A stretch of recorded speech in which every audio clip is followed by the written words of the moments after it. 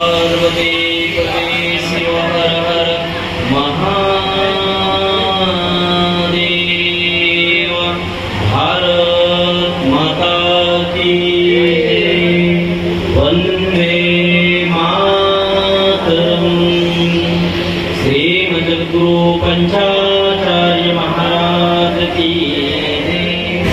या महानगरामध्ये चैतन्य नगरामध्ये शिवमंदिरामध्ये वर्ष तृतीय आणि या अखंड नाम यज्ञाची जी काही निर्मिती आज आपण गेल्या 3 वर्षापासून प्रामुख्याने आपण सर्वजण करत आलात। त्याच्यामध्ये किशोर स्वामी असते, माधवराव पाटणे असते, प्रभाकर उद्दी असते, नंदूअप्पा देवणे असते, त्याचबरोबर त्यांचे समस्त सहकारी आणि उपस्थित अखंड नाम यज्ञाच्या परमृष्य ग्रंथाच्या कारणासाठी व्यासपीठ सिद्धेश्वर स्वामी आणि सुभाष पाटील, त्याचबरोबर आताच आपल्या सर्वांना थोडं मार्गदर्शन करणारे आमचे बाबाजी पाटील, उपस्थित सर्वच या नाम यज्ञामध्ये अगदी तनाने मनाने धनाने सेवा समर्पित करणारे सर्व शरण आणि शरणी आपल्या हृदय मंदिरामध्ये विराजित शक्तीला माझा सदर। आज आपल्या या चैतन्य नगर शिव मंदिरामध्ये गेले 3 वर्ष आपण अखंड शिवनाम सप्ताह ज्ञान यज्ञ आपण आयोजित करत आहोत आणि अगदी प्रामुख्याने आपण सर्वजण या नाम यज्ञामध्ये सहभाग नोंदवत आहात। खऱ्या अर्थाने आम्हाला नाम यज्ञ कळायला पाहिजे, हे की नाही? आज प्रथम दिवस आहे, प्रथम दिवसाला थोडा उशीर झाला, काही हरकत नाही, परंतु प्रथम दिनी आम्हाला मार्गदर्शन उपदेश होणं गरजेचं आहे। कारण कुठलंही कार्य करत असताना त्याच्याबद्दल माहितीही असणं नितांत गरजेचं आहे। अखंड शिवनाम सप्ताह ज्ञान यज्ञ म्हणजे काय? सगळ्यात मोठा प्रश्न। सर्वप्रथम या अखंड नाम यज्ञाची मुख्य प्रेरणा, मुख्य स्रोत म्हटलं तर लिंगैक्य सद्गुरू डॉक्टर शिवलिंग शिवाचार्य महास्वामी। पहा, यदा यदा हि धर्मस्य हानिर्भवति भूतले तदा तदा रोयं गणेशस्य महितले। जेव्हा धर्माला ग्लानी येते, धर्म अशक्त होतो, धर्म दुबळा होतो, लोक धर्माचं आचरण करत नाही, त्यावेळी या पृथ्वी तलावरती काही शिवगणांनी जन्म घेतलेला आहे। त्यापैकी मूळ धर्म संस्थापनाचार्य, थोडं बेस कमी करा, मूळ धर्म संस्थापनाचार्य जगद्गुरु पंचाचार्य सर्वप्रथम आपल्याला माहित असेल वीरशैव लिंगायत पंथामध्ये सर्वप्रथम धर्माचं ज्ञान, भगवान शंकरांबद्दलचं ज्ञान जर कोणी दिले असेल तर ते जगद्गुरु भगवत्पाद रेणुकाचार्यांनी अगस्त्य महर्षींना 101 स्थलांचं सिद्धांत शिखामणीच्या माध्यमातून ज्ञान दिलेलं आहे। आणि तेच पुढं जगद्गुरूंच्या माध्यमातून शिवाचार्यांपर्यंत आलं आणि शिवाचार्यांच्या माध्यमातून कीर्तनकारापर्यंत आलं, प्रवचनकारांपर्यंत आलं। ही निरंतर परंपरा जागृत राहिली। अगदी त्याचे मुख्य स्रोत म्हटलं तर राष्ट्रसंत सद्गुरू डॉक्टर शिवलिंग शिवाचार्य। कारण हा वीरशैव लिंगायत समाज एक विशिष्ट पंथामध्ये त्याला एक विशिष्ट मार्ग आहे. भगवान शंकराची भक्ती करणारा, भगवान शिवाचं पूजन करणारा हा वीरशैव लिंगायत समाज आहे. अगदी या समाजामध्ये आपण सर्वांना ज्ञात असेल, गेल्या काही वर्षापूर्वी महाभयंकर अशी कोरोना सारखी बिमारी आली. अगदी त्या बिमारीमध्ये सुद्धा अनेक लोकांचे, अनेक भक्तांचे मंदिराला जाणं बंद होतं, मठाला जाणं बंद होतं. परंतु एकमेव असा हा समाज आहे, त्याच्या भक्तीमध्ये, त्याच्या आराधनामध्ये बंध नाही, त्याला अडथळा नाही. कारण साक्षात भगवान शंकराचा वास आपल्या या वीरशैव लिंगायतमधल्या प्रत्येक व्यक्तीवरती आहे. परंतु शोकांतिका वाटते, काळ बदलत चाललाय, काळानुसार लोकही बदलत चालले नाही. आम्ही ज्यांचे अनुयायी आहोत हेच आम्ही विसरून चाललो. आम्हाला सर्वप्रथम अशी परिस्थिती झाल्यानंतर राष्ट्रसंतांनी प्रत्येक जीवाला भगवान शंकराचं तत्व कळालं पाहिजे, भगवान शंकराची पार्श्वभूमी कळाली पाहिजे. या अनुषंगाने हा अखंड नामयज्ञ सुरू केला. अगदी त्यालाच असं म्हटलं जातं की एक संस्काराचं केंद्र आहे. संस्काराचं केंद्र म्हणजे मनुष्य जीवनामध्ये मनुष्य, प्रत्येक मनुष्याला एक चांगले संस्कार होणं फार महत्वाचं आहे. अगदी हे असे संस्कार आपल्याला बाहेर बाजारामध्ये भेटत नाहीये आणि म्हणून हे संस्कार मिळण्यासाठी निरंतर अखंड शिवनाम सप्ताहाची प्रेरणा आखली. आपल्या सर्वांना ज्ञात असेल, आताच महाराजांनी सांगितलं की सर्वप्रथम भगवान शंकराला जलाभिषेक झाला.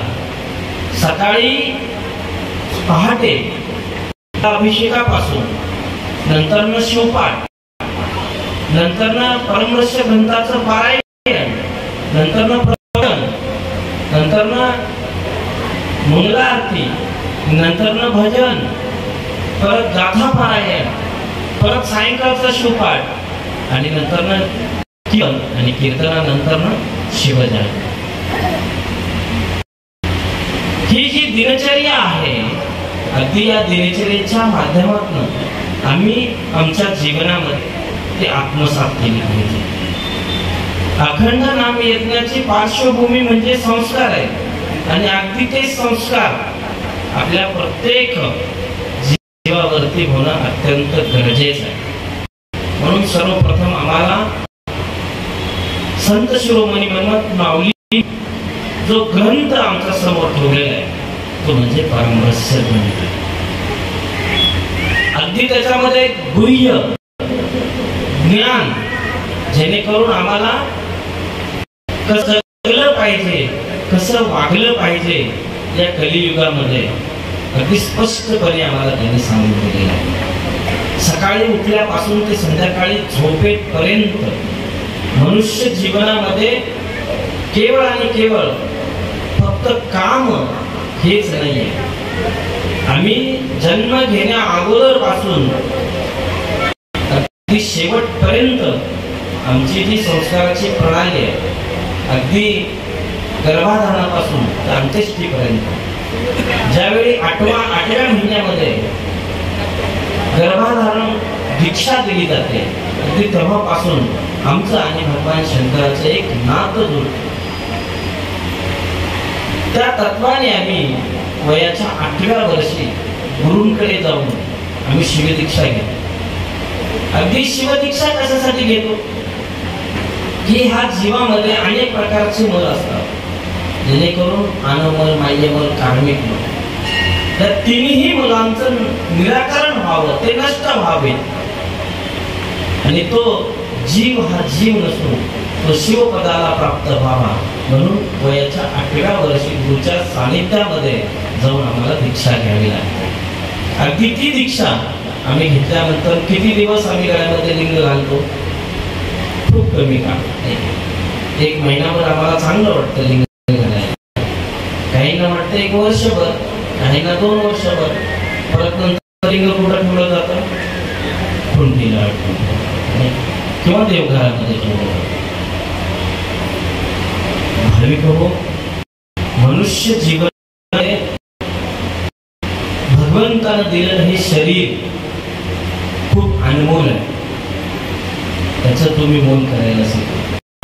कारण पूर्ण वेळ भगवंताच्या चिंतनामध्ये तरी आपण लागू शकत नाही, पण अल्प वेळ तरी निश्चित लागू शकतो.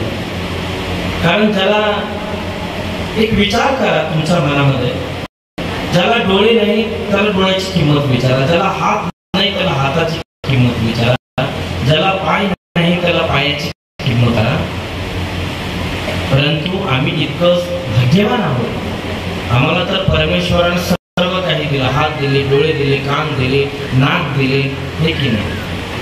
परंतु आमच्याकडे थोडाही वेळ त्या भगवंताच्या चिंतनासाठी नाही, त्या भगवंताच्या नामस्मरणासाठी नाही. का? कारण आम्ही इतकं मायेच्या बाजारामध्ये गुरफटतो, आम्ही इतकं मागे लागतो. सुभाषितकार सांगतात, धनानी भूमो पशवश्च गोष्टी कामता ग्रहद्वारे जनः स्मशाने देहश्चितायां कर्माणो भोगचति जीव एका. खूप कितीही धन कमवलं तरी ते धन सोबत येणार नसतं. पहिल्या काळामध्ये बँका नव्हत्या, ते धन जमिनीमध्ये पुरून ठेवलं जायचं. मग त्या धनानं कधीच विचार करायचा नाही की माझा मालक वारलाय, माझा मालक शिवाय झालाय, मी त्याच्यासोबत गेलं पाहिजे. ते धन जमिनीतल्या जमिनीमध्ये राहायचं. त्याच्याही पुढे जाऊन सांगितलं, धनानी भूमो पशवश्च गोष्टी, जे की आमच्या शेतामध्ये असणारे गाय बैल हे सुद्धा कधी विचार करत नाहीत की बाबा माझा मालक शिवैक्य झालाय, माझा मालक गुजरलाय, मी दावं तोडून त्याच्यासोबत गेलं पाहिजे. नाही झालं. त्याच्याही पुढे जाऊन कांता आहे असणारी स्वतःची पत्नी, धर्मपत्नी, ती सुद्धा सोबत येत नाही. काय असेल ती दरवाजापर्यंतच येते आणि तिथूनच निरोप देते. जाऊन सांगितलं, जनाः स्मशाने असणारे आमचे आप्तेष्टी, इष्टमित्र, सखी सोयरे हे कुठपर्यंत येतात म्हटले? फक्त स्मशानापर्यंत येतात. किती वेळ थांबतात? जोपर्यंत समाधीचा क्रियाक्रम होत नाही तोपर्यंत. सोबत काय आलं? काहीच नाही. सांगितलं कर्माण भोगचिति जीव एका. सोबत आलं ते म्हणजे आपलं कर्म. म्हणून मनुष्य जन्मामध्ये एवढा श्रेष्ठ, एवढा सुंदर आपल्याला देह मिळालेला आहे, शरीर मिळालेलं आहे, हा जन्म मिळालेला आहे. 1,84,000 योनी फिरून मिळालेला हा जन्म आहे, मनुष्य जन्म. सगळ्यात बुद्धिमान श्रेष्ठ असा हा जन्म आहे. या जन्माचा आम्ही हा जन्म आम्ही सार्थकी केला पाहिजे. खऱ्या अर्थाने आम्हाला मनुष्य तत्व कळालं तर सर्व काही कळालं. म्हणून असा हा जन्म मिळाल्यानंतर आम्ही त्या भगवंताचा आम्हाला विसर पडता कामा नये. म्हणून सांगितलं, मनो महेश ध्यानाट्य नान्यरता. दिवसातून एकदा तरी परमेश्वराचं चिंतन केलं पाहिजे, नामस्मरण केलं पाहिजे म्हणून सांगितलं. मग आम्ही किती करतो? आम्ही लक्षात घेतलं पाहिजे. आमच्या जीवनामध्ये आम्ही किती भगवंताला महत्व देतो हे आम्ही लक्षात घेतलं पाहिजे. आम्ही त्याला विसरता कामा नये. पण सध्याची परिस्थितीच बिकट आहे, नाही का? कलियुगामध्ये आम्ही कसं जगू लागलो हे आम्हालाच कळत नाही. सर्वप्रथम आम्हाला जर यशस्वी व्हायचं असेल, आम्हाला जर सुखी आणि समाधानाने जीवन जगायचं असेल तर निरंतर आम्हाला भगवंताला मानणं आहे म्हणजे आहेच. कारण आम्ही त्याला विसरतो. खऱ्या अर्थाने एका गावामध्ये एक दाम्पत्य राहत असताना एक सांगितलं, ना पत्नीला एक नथनी आणून देतात. सुंदर अशी नथनी आणून दिल्यानंतर ती पत्नी नाकामध्ये घालते आणि संक्रांतीचा कार्यक्रम हळदी कुंकवासाठी फिरत असताना अनेक ठिकाणी फिरते, परंतु तिला कोणीही विचारत नाही. विचारत नाही म्हटल्यानंतर तिला मनाला कुठंतरी खंत वाटते. एवढी सुंदर नथनी माझ्या नाथाने आणली, मी परिधान केली, परंतु मला कोणी विचारत नाहीये, तिच्या मनामध्ये राहत नाहीये. मग तो प्रश्न तिच्या मनामध्ये सतत भेडसावत होता. भेडसावत असताना शेजारीच असलेली एक आजीबाईकडे जाते आणि स्वतःहून आजीबाईला सांगते की बाबा मला माझ्या नाथाने एवढी सुंदर नथ आणून दिली. आजीबाईला दुःख वाटतं आणि आजीबाई तिला म्हणते, जिस यार ने नथ दिया उसको पुकारे बार बार, जिस यार ने दिया उसको भूल गई नार, उसको भूल गई. ज्यांनी नथनी आणली तर त्याचं कितीदा नाव घ्यायला लागली नाही का, पण ज्यांनी नाक दिलं त्याचं नाव घेतलं का नाही. पण ज्यानं नाक दिलं त्याचं नाव घेणं अत्यंत गरजेचं आहे. म्हणून आम्हाला जी तत्व लावलेले, जी धर्मप्रणाली लावलेली ते आम्ही आत्मसात केली पाहिजे. किमान संत शिरोमणी मनमत माऊलींनी 6 वेळा पूजा सांगितली, त्यापेक्षा 3 वेळा तर आम्ही केली पाहिजे. 3 वेळा नाही झाली तर 2 वेळा तरी केली पाहिजे. पण 2 वेळापेक्षा हे परत 1 वेळेवर आणलेले आहे, पण 1 वेळेच्या नंतर खाली नाही. भाविक किती वेळ लागतो पूजा करण्यासाठी? लेतले 15 मिनिटं. तुम्ही तरी धर्मासाठी तेवढाही वेळ देत नसाल तर धर्म आपला कसा जागृत राहील?